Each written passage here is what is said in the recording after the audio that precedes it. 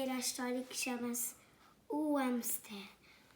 O hamster é um roedor. Há muitas espécies de hamsters. O da cor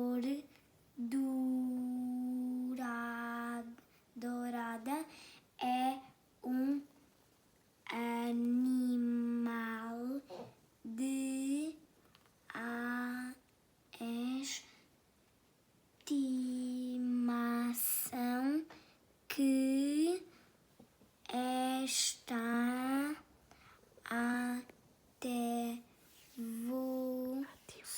ativo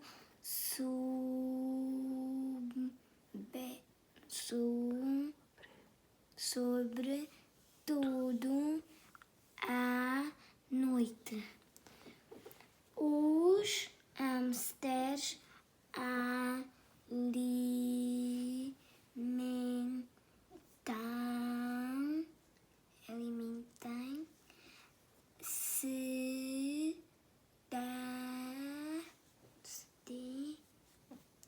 de sementes,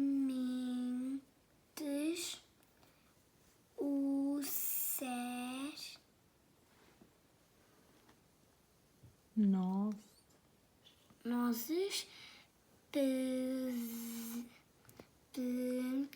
vides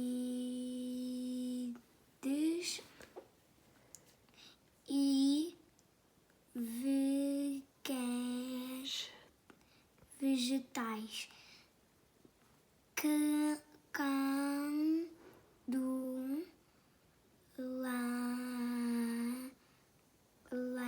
levam comida consigo.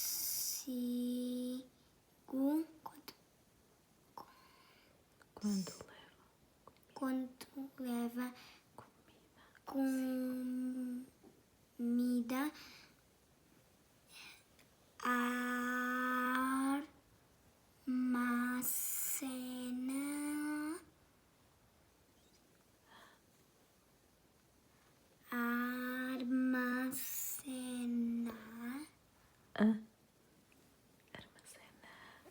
armazena nas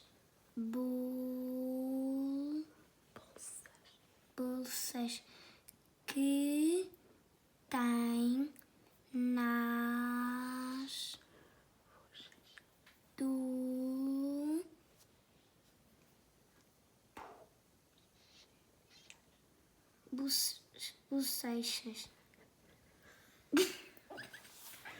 bochechas.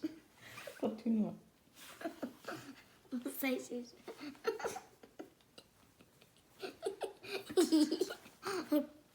E que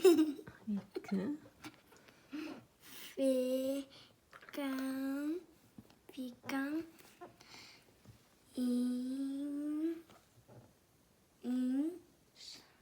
inchadas. Acabou. Deixem o like. Adeus.